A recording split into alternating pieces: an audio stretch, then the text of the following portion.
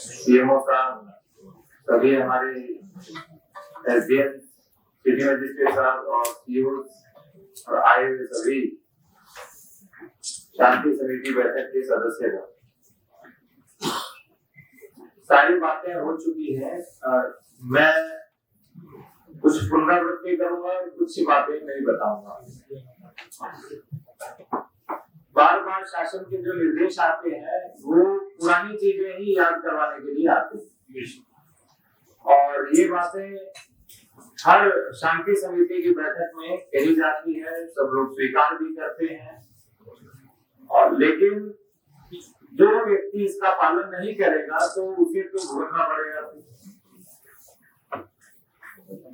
और सबसे बड़ी बात है कि जिनमें भी हमारे मौलवी हैं, मुफ्ती हैं, कारी हैं या मुतवल्ली हैं, सब लोग सहमत होते हैं, लेकिन कोई दो चार बीच में से ऐसे लोग उठ खड़े होते हैं, जैसे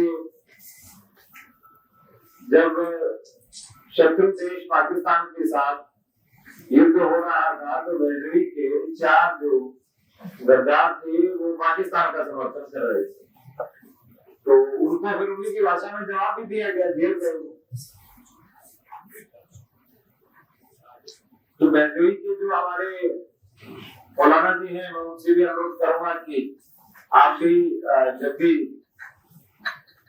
आपका कोई कार्यक्रम हो तो उसमें सबसे संदेश दें। और अभी आपने बताया कि हमारे यहाँ तो राष्ट्र प्रेम सर्वोपरि की सीख दी गई, क्योंकि जिस राष्ट्र में रहते हैं, जिस राष्ट्र का नमक खाते हैं, उसके प्रति तो समर्पण भाव प्रत्येक व्यक्ति के मन में होना ही चाहिए। ये स्वाभाविक सी बात है, इसमें कोई अस्वाभाविक बात नहीं।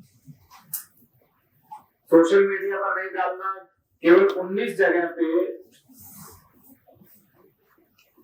कुर्बानी की बात है, उसके अतिरिक्त एक भी नई परंपरा नहीं होनी चाहिए।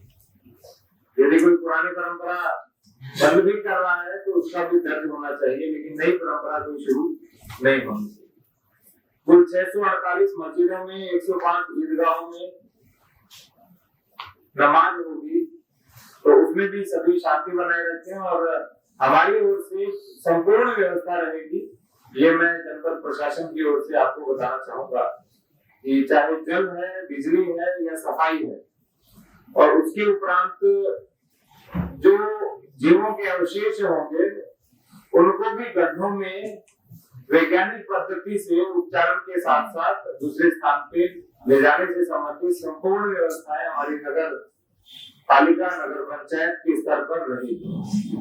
हमारी क्यूआरटी टीम भी है, 24 क्यूआरटी टीम है। जब भी कोई समस्या होगी तो तुरंत वहां पे क्यूआरटी टीम पहुंचेगी। एक अनुरोध मेरा सभी से रहेगा कि कोई भी समस्या हो तो आपस में उस पर प्रतिक्रिया देने की बजाय सीधे हमसे संपर्क करें। हम सभी से संपर्क में रहते हैं, निरंतर आपसे मिलते भी रहते हैं।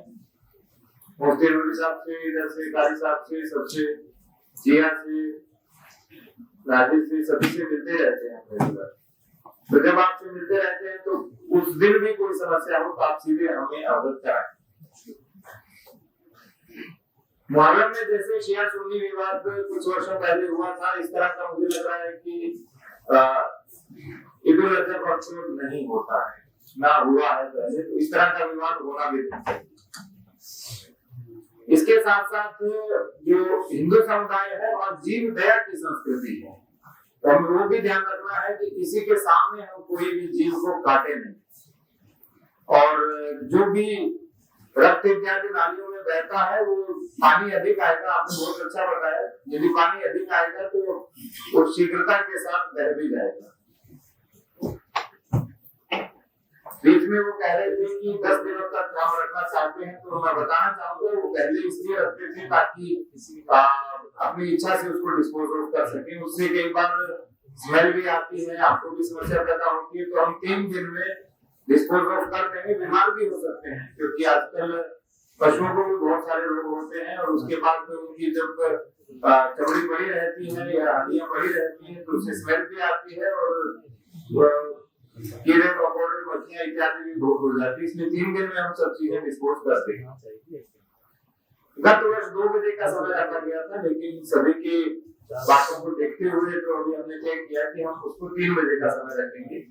तो हालांकि आपने कहा कि 8 और 9 को तो 10 बजे तक ही कुर्बानी हो जाती है, तो यदि वो चाहे तो वो भी करते, तो 3 बजे तीनों दिन पहले तो समस्या नहीं है।